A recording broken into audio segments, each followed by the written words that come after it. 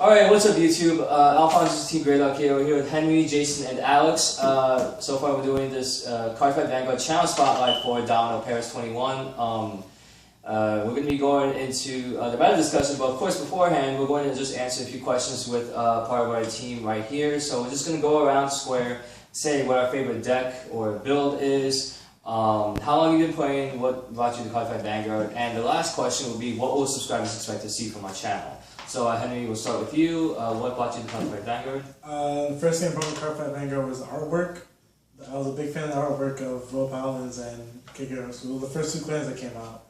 And from there, I started playing and it was fun to me. Alright, how long have you been playing? I've been playing for 3.5 years. 3.5 years? Damn, that's a pretty long time. Yeah, ever since the game came out, basically. Alright, and your favorite deck / build? Favorite deck would have to be Eradicators. I like no commies. Gotcha. Alright, awesome. Alright, Jason, how long have you been playing Vanguard? Say 2.5 years since Set 6 came out. Set 6? Alright, what brought you to the Cardfight? Just bringing the card art. Especially like darker regulars. I love the demonic demon looks on them.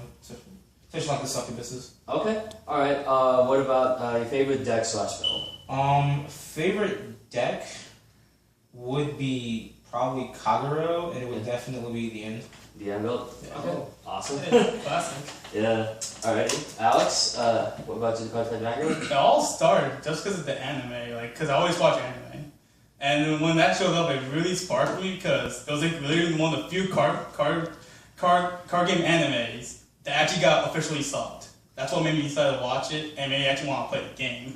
Alright, how long have you been playing? Just like Jason, since Set 6, which is like 2.5 years, I guess, at this point. Alright, cool. And your favorite deck / build? Royal Paladins and MLB. MLB, gotcha. Alright, now on to me. I've been playing Cardfight Vanguard since spring of 2012, so roughly at least 2.5 years. I've been drawn to it because of the card art, and plus I've kind of felt a bit burned out from Yu-Gi-Oh, so I wanted to try something new. And my favorite deck / build had to be Oracle Think Tank Tsukiyomi. Just love that way you can actually legally stack.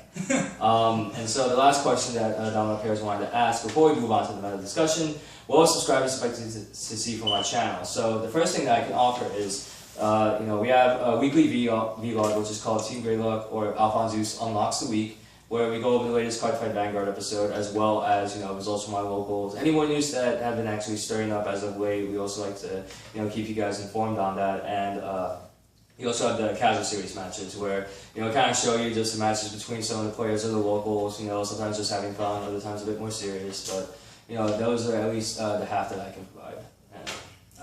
For my half, we have trade binders, we have Cardfight Vanguard and Butterfight product for sale, such as sleeves, singles, all that stuff.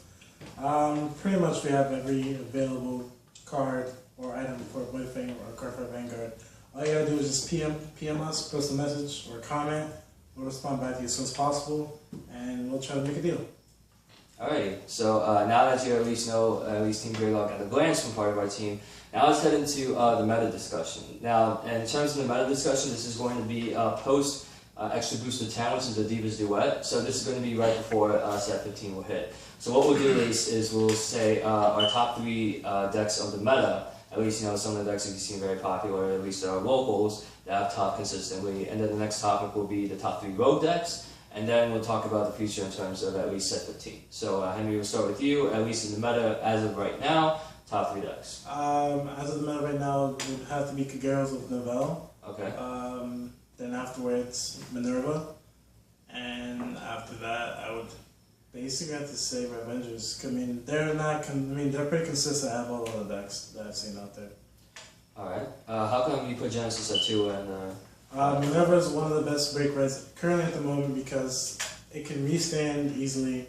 It's a 13k possible Vanguard, and for the requirements to activate the restanding effect, it's actually pretty easy. All you have to do is Soul Blast 3 and Counter Blast and Ditch. That's easy enough. You don't have to hit. So it's one of the best restanding Vanguards that we have in the current meta.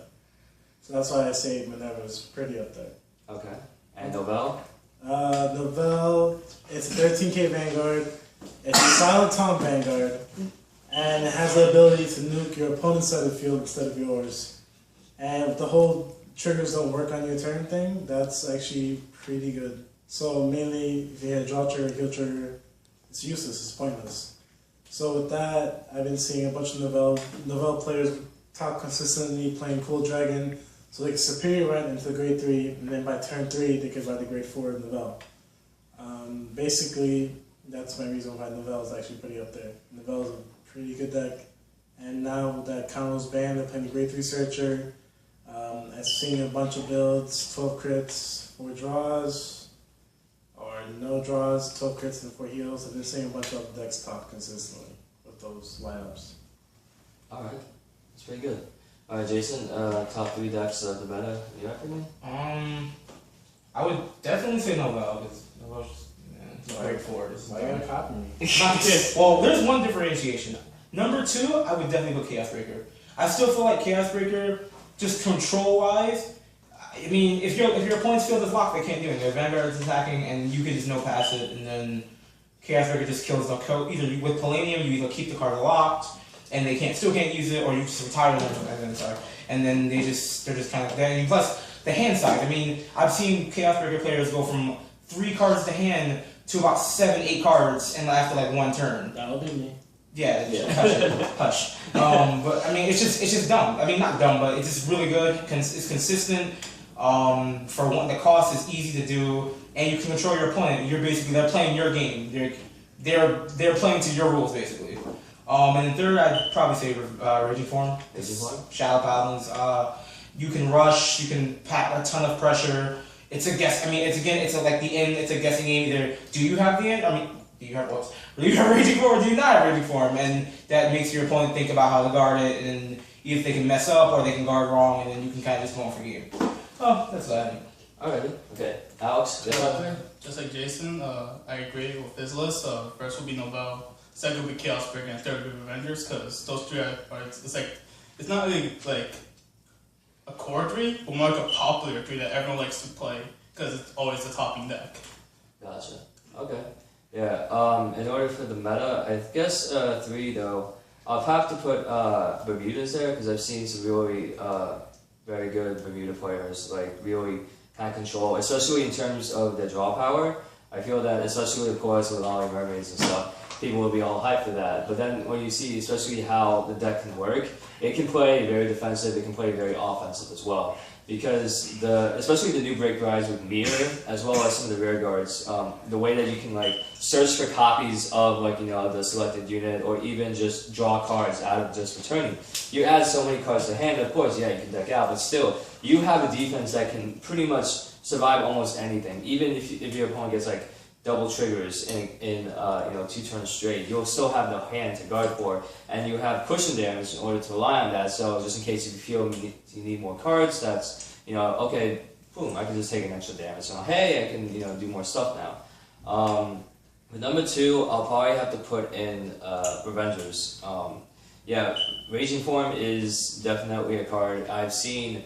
And it seems like it hasn't really gone away that much, especially with the dawn of Chaos Breaker, with Novell, with even the Bermudas. It's just a deck that can really rely on just restanding effectively, and acting as a good defense as well, because especially when you go up against retired players, retired clans, or locking clans, at least like Joker. They just help to be aggressive, or even in the most passive way. They can definitely change the course of a game, especially when you have Vanguard that can swing for 22k with 10k booster, or even just hit magic numbers with the 18, 19k, and then you can restand again and hit for a solid 21. So Avengers definitely takes the number 2 spot in that. And then number 1, yeah, I had to say it, I guess Novell has proved its worth a lot, even with Congo being banned. Novell has still become a very fearsome Vanguard. Especially when people would now start to realize that Cool Dragon is actually pretty good, because the way that you can just skip a turn to get to that grade 4 ride, it's a really good tactic. You can actually pressure your opponent even more. Like that extra turn can actually help you out so much that the minus 5k from Cool Dragon's effect doesn't even matter anymore. So that would be minus 3k. Yeah, minus 3k. Yeah. Okay. You still get a twin drive off no matter what. Yeah, It so- doesn't matter. Yeah, that's It true. could be a -0, you don't give a fuck because you still get a twin drive. The point of the matter is the superior right is free. The superior right, there's no counterblast, there's Well, no you have to discarding. retire something. I mean, that's fine. The requirements to activate the effect's amazing. But besides that, the superior right is literally for free. Every other superior right that we've seen deals with multiple cards like Great Deusha, Yeah. Embodiment, Spear, Tower, all that bullcrap. They involve more than one card to actually superior right. But with Quill Dragon, in all honesty, it's free because you're going to counterblast 2 cards to retire your unit, which is already benefiting you at the first point, and then from there you're going to superior right. So Quill Dragon is one of the best superior rights at the current moment for the game. And one of the cheapest. Yeah, it's like $5. It makes it cheaper. Yeah, it's Yeah, definitely no, good. it doesn't. Yeah, no, but It's that's needed, but Yeah. it has it. All right. Now that at least you see, at least in terms of what the meta looks like, now let's go over the rogue. So rogue, of course, stuff that aren't as popular, but still has potential to really even beat out some of the meta decks. Stuff that can stand up to Nobel, and not only Nobel, like Raging Point Chaos Breaker, but also like other rogue decks as well. So we'll go around top 3. We'll give a reason or 2 for each. So Henry. Tantric Houses, because I actually played them. They're pretty fun. Yeah. Then there would have to be the Ritual Police with that overbuild Alphonsus. Yeah. It's really good. It's not that bad. The break red's dumb. Count plus 1, and you could possibly double crit or triple crit them. And I guess the other one would have to be, I don't know. We're gonna do Tinks, the Magus build, Hexagonal Magus, and all that bullcrap. The one that actually cheats. That's bullcrap. The one that actually cheats. And it's It's like, I'm a fortune teller. Oh, look at that. yeah, I guess that. Those 3 are my top. Yeah, at least in terms of the Tatsikaze, we actually have a deck profile on our channel that actually goes over what deck that he particularly built with the Ancient Dragons along with Dark Rex, so we'll provide a link in the description down below for that. Alright, Jason, your top 3 rogue decks.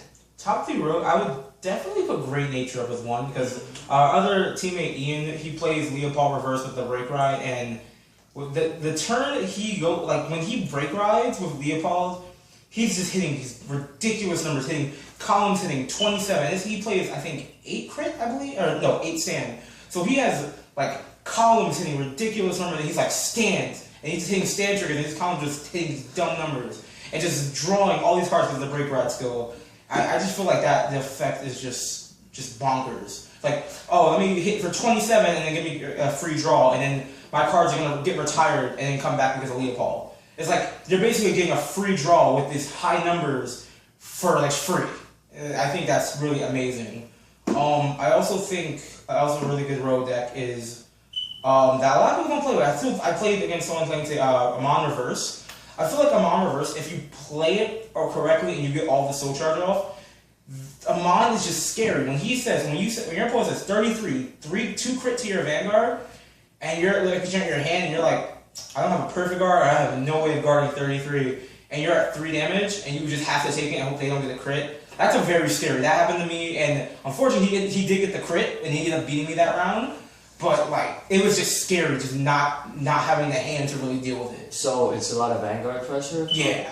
It's a lot of, and also it's good against limit break decks. Because when they put you to 3 damage, you're in that range where if they hit you double crit, that's the game, if you don't get a heal. Alright. So it's I can leave you at 3 damage and make it you have to take this Vanguard attack, or you're gonna potentially kill you this turn with a double crit, because he gets his own crit and if you get another one, or you're gonna just keep guarding it and wasting your hand. You're never gonna get your effects off. So it's playing around Yeah, it's almost like MLB, or someone played Labrador against me, and he kept me at 3 damage the whole game, so I couldn't use Descendant's effect, and he just whittled me down, and I just had to take the attack eventually. So Amon Reverse players, I guess they have that mindset to at least keep you from limit break? Yeah, they keep you at 3 damage, and they just attempt to just kill you at 3 damage. Gotcha. Which is really good. Decks like that are really good, because your opponent can't do their effects. Yeah. So they're just kind of just playing the game without doing what their deck is meant to do, which is really good. I think a third deck would definitely be Dauntless Reverse. I've seen very few players play it, but I played someone today who also beat me in the tournament, and Honestly, Dauntless Reverse, that card is scary. I mean, your deck only has so many grade 1s and 0s. I mean, eventually they're gonna run out. You play like 13 to 14 grade 1s depending on your deck list. Eventually, if they keep doing the effect and they keep popping your grade 1s like Kagero is supposed to do, you're gonna eventually run out of boosting power. Which I had three Chaos Breakers on front row and no boosters. So I'm swinging 11 to his Crossword and Dauntless Reverse, and I'm like, oh, 10 to the pass? Yeah. Or 10 to the pass? Oh, yeah. So, I think that card is definitely a very good road deck. Those are probably my top 3. Okay. Alright. Alex, your top 3. I think I'm in a top 4 for this one. Okay. Okay, I'm gonna start off by the rarest amount of players who played it, starting with number 4, which is Great Nature, like Jason said. It hits high numbers for no reason, and ironically speaking, at the last Team League, Arturo played Great Nature with Josh and CK. He got third place, and look what happened after our regionals. People started playing Great Nature Reverse. Ironically speaking, I actually topped. Yeah. So yeah, that's like number 4 for me.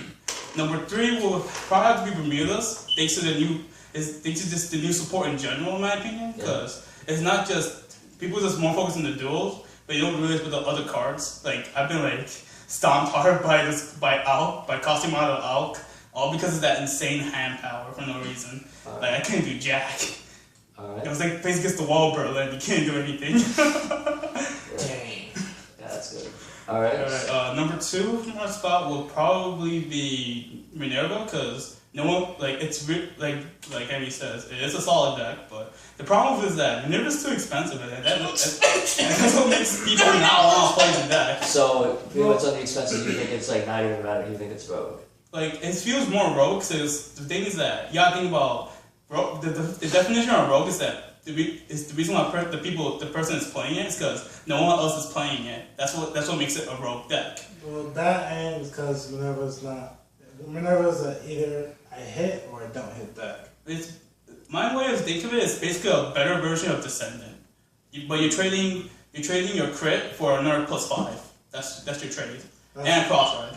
But that's the thing though, with Minerva's deck, a lot of them actually deck out. That's the most players. That's also another reason why it's a rogue deck. Because people don't play people don't know how to play smart bullshit. Either they deck out or they don't know how to play the deck. Or they don't know what trigger went out. Because most people I see play 4 hit triggers and 12 crit. I play 12 crit. And that usually doesn't work. Because if I retire, if I know you don't play no draw triggers, I'm gonna attack your regrets every single time to make sure your hand size goes down. Yeah, but then with Minerva though, you can't. I mean, if you happen to soul charge the right cards, the Raven and the other one. That's the other part of soul charging. Soul charging, you never guarantee the soul charging cards. Alright, that's it. Like I said, it's either a hit or miss. Alright. Now I gotta move to my number 1 spot, which is the Galaxy Block Kruger deck, whether it be Breakward or Crossride, because that's like the rarest deck. Because I never seen people play that deck in our locals. Or very any other locals I've seen so far, or at least 2 people so far played the deck. But you gotta also remember that the deck does hit hard, despite people not playing it, because Nobel came at the same time and people just don't care about grapplers apparently. But basically, because the Valkyrie does get scary, especially when you hit the right columns when you break her over Mog, which gets really serious.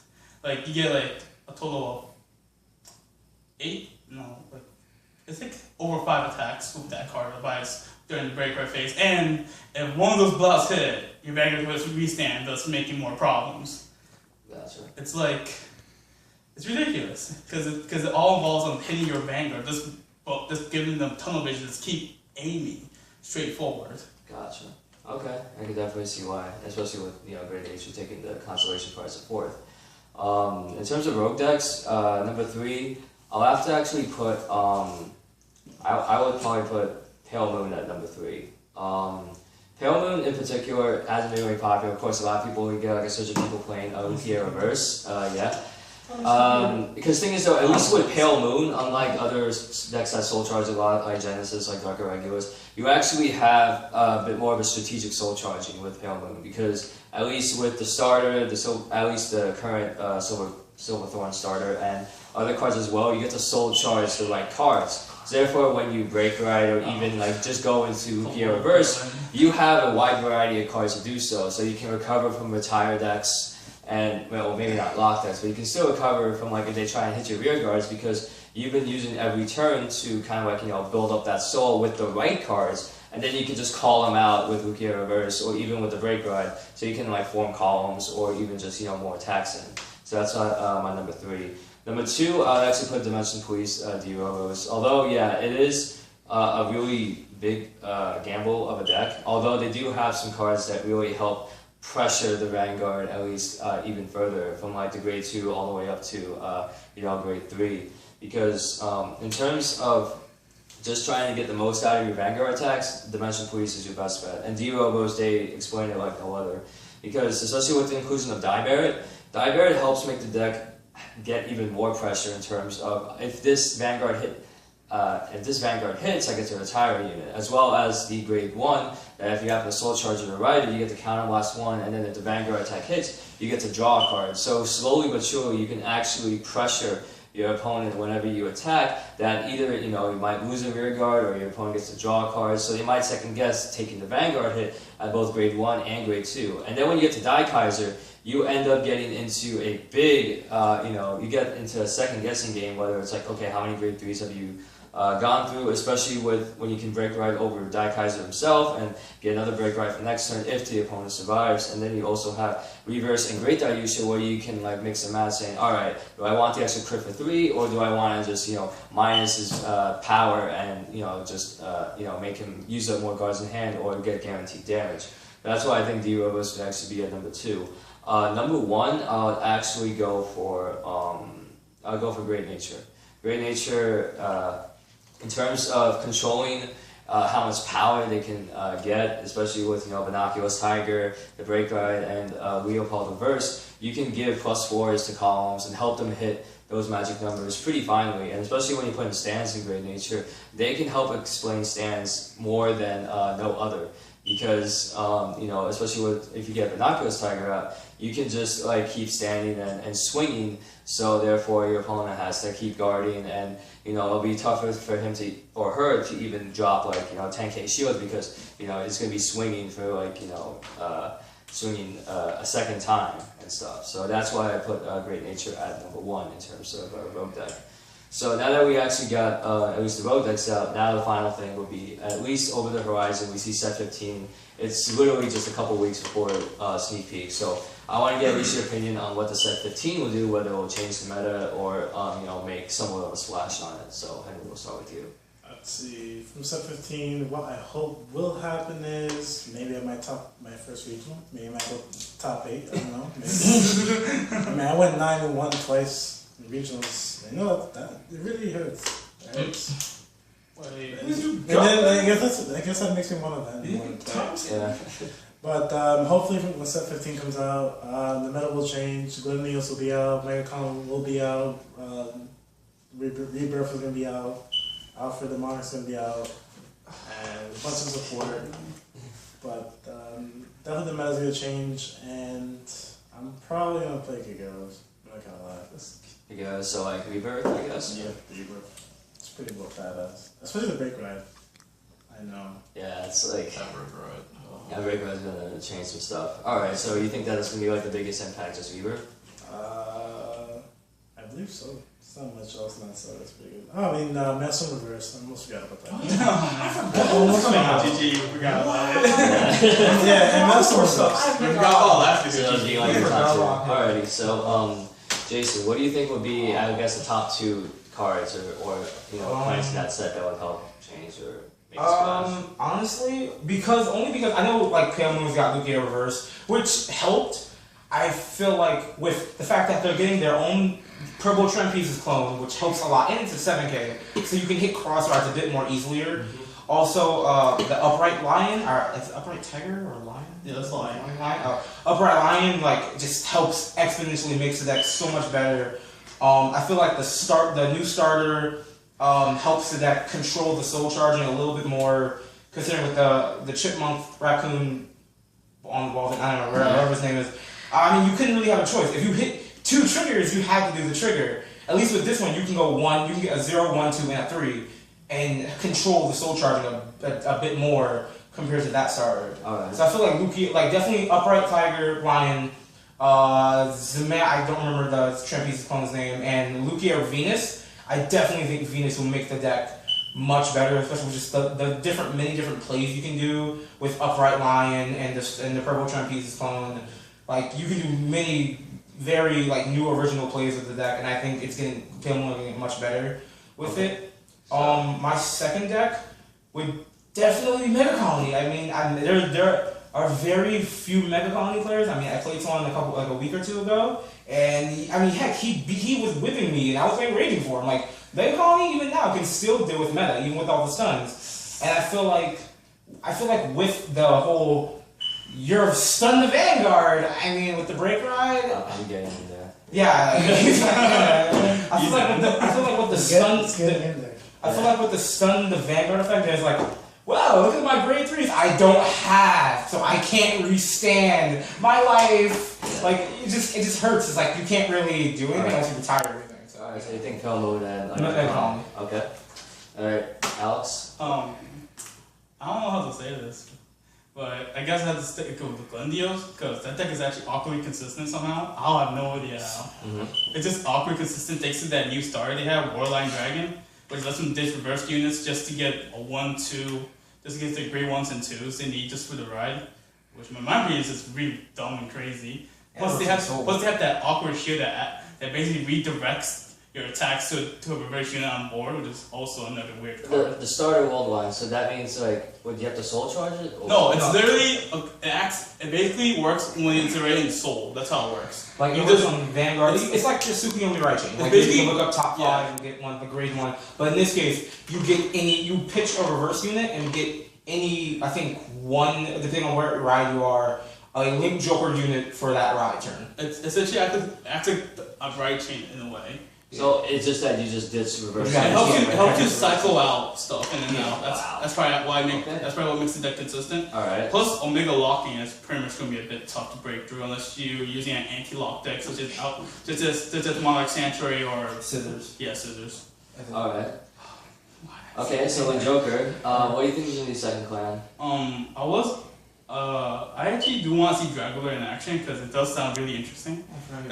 Especially Joe's variation of it, which I can't wait to see once it's done. Yeah. Or you just play straight up 12 stands, the Rukie, which is like Garrett for Gold Paladins. But the set just called Ray 1, get +3, etc. etc. Dragula just straight up burns you, it gets +10. Plus actually a good backup in case you run out of racing forms. No joke. People in Japan actually did it and made it work. Alright, so Shadows and Link Joker is gonna be your 2. Okay. In terms of the 17 horizon, I think that I think Link Joker will probably get the biggest boost with Omega, especially with the support that they're going to be getting. I think Takudo definitely just took Link Joker and say, alright, we're gonna make it even better than Chaos Breaker Dragon. We're gonna give you like an Exodia effect when you have like 5 locks, especially with Cold Breath Dragon, that you can just choose a rear guard. Your opponent has to choose a rear guard slot and then get a locked card from the top of their deck in. So they're you're probably going to see the next surge of Wing Joker players see Region 2. Yeah. I still think Omega blocking's broken. Just saying, it literally just kills the idea of blocking in general. Yeah. And I think the second clan that probably get a really big boost in support would be Aqua Force, because along with Maelstrom and some of the support that they're getting in terms of the Blue Storm, it's definitely going to be a very major threat. You can bring in even Transport in there and just kind of wreck face. I think that clan will get a hell of a lot of support in set 15 with the units that we've seen, and I think those 2 clans in particular, outside of the usual expected main character clans, that will really make quite a splash. So now that we actually discussed all of the, at least the topics that we have, any final words on, I guess, the future of Vanguard, or at least, what are you guys looking forward to? No more round 0. Yes. No more round 0. No round 0. You must remember round 0. After what we did to them, I'm sorry. Yeah. I mean, man, quad crit. This is not cool.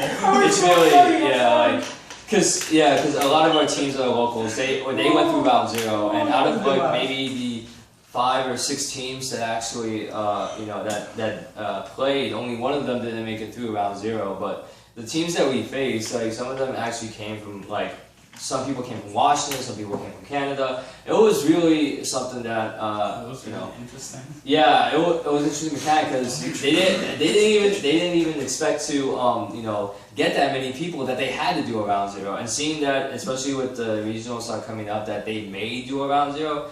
At least in particular, I hope that it will not affect the people that registered at least, you know, a good amount ahead of time, so that, you know, hey, it gives you incentive to register there instead of the day of, because if you register the day of, then you may be in the round zero thing, but if you priority registration, there has to be some sort of like incentive saying like, hey, if you register early, we'll try and like, you know, do better for that.